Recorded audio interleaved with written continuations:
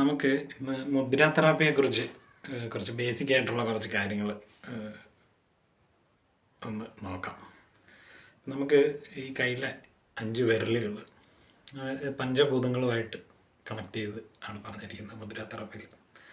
അപ്പോൾ അത് ഈ തള്ളവിരൽ അഗ്നി, ചൂണ്ടുവിരൽ വായു, നടുവിരൽ ആകാശം, മോതിരവിരൽ ഭൂമി, ചെറുവിരൽ ജലം. അങ്ങനെയാണ് പഞ്ചഭൂതങ്ങളെ നമ്മളെ കയ്യിൽ പറഞ്ഞിരിക്കുന്നത്.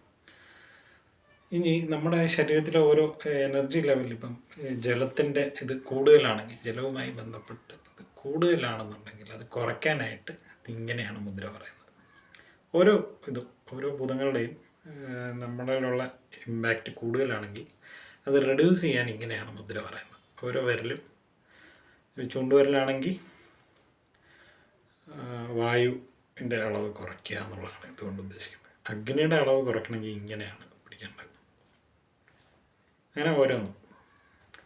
ആകാശം നടുവിരൽ, അതിൻ്റെ അളവ്, ആകാശത്തിൻ്റെ അളവ് കുറയ്ക്കുക എന്ന് പറഞ്ഞു കഴിഞ്ഞാൽ എന്തുവാണ്, നമ്മൾ തീരെ അലസമായിട്ടാണ് ഇരിക്കുന്നതെങ്കിൽ എനർജി ഇമ്പ്രൂവ് ചെയ്യാനായിട്ടാണ്.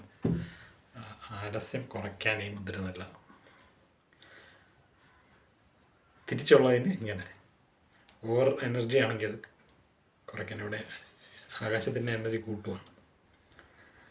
ഇത് തിരിച്ചു പിടിക്കുന്നത് ബേസിൽ, ഓരോ വിരലിൻ്റെയും ബേസിൽ പ്രഷർ കൊടുക്കുക എന്ന് പറഞ്ഞാൽ നമ്മൾ ആ എലമെൻറ്റ്, ആ ഭൂതത്തിൻ്റെ എനർജി ബൂസ്റ്റ് ചെയ്യുവാണ്. ഇപ്പം ഫയർ എലമെൻ്റാണ് ബൂസ്റ്റ് ചെയ്യേണ്ടതെങ്കിൽ ഇങ്ങനെയാണ് മുദ്ര.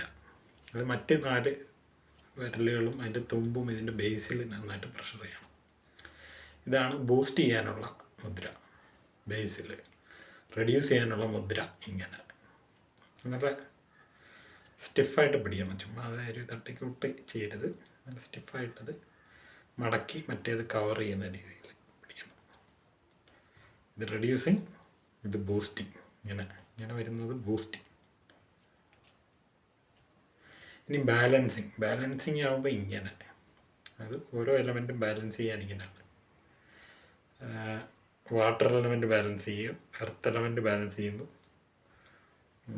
നമ്മുടെ ഈതർ ആകാശത്തിൻ്റെ എലമെൻറ്റ് ബാലൻസ് ചെയ്യുന്നു, എയർ എലമെൻറ്റ് ബാലൻസ് ചെയ്യുന്നു. ഇത് മൊത്തത്തിലൊരു ബാലൻസാണ് ഈ ചിന്മുദ്ര പറയുന്നത്. എയറും ഫയറും ബാലൻസ് ചെയ്യുന്ന മുദ്ര. ഇത് പൊതുവെ ഈ കൈ ചേർത്ത് പിടിക്കുന്നത് നമ്മൾ മൊത്തത്തിലെല്ലാ എനർജിയും ബാലൻസ് ചെയ്യാനുള്ള ഏറ്റവും നല്ലൊരു പോസ്ചറാണ്. അതുകൊണ്ടാണ് നമ്മൾ അമ്പലത്തിലൊക്കെ പോകുമ്പോൾ അതും ഹൃദയത്തോട് ചേർത്ത് പിടിക്കുന്നതാണ് ഏറ്റവും ഐഡിയൽ. എന്നിട്ട് കണ്ണൊരു 45 ആംഗിൾ താഴെ ഇങ്ങനെ നിൽക്കുന്നത് നമ്മുടെ ശരീരത്തിലെ എനർജി ഫ്ലോ ഐഡിയലായിരിക്കും. ഇങ്ങനെ നിന്ന് കഴിഞ്ഞാൽ അതൊരു ബെസ്റ്റ് പോസ്ചറായിട്ടാണ് പറയുന്നത് യോഗയിലൊക്കെ. അപ്പോൾ ഇതൊക്കെയാണ് മുദ്ര തെറാപ്പിയുടെ ബേസിക് കാര്യം. ഇത് വെച്ചിട്ടാണ് മറ്റ് മുദ്രകളൊക്കെ പറഞ്ഞിട്ടുള്ളത്.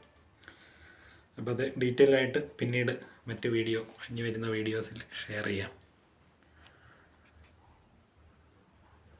ബൈ.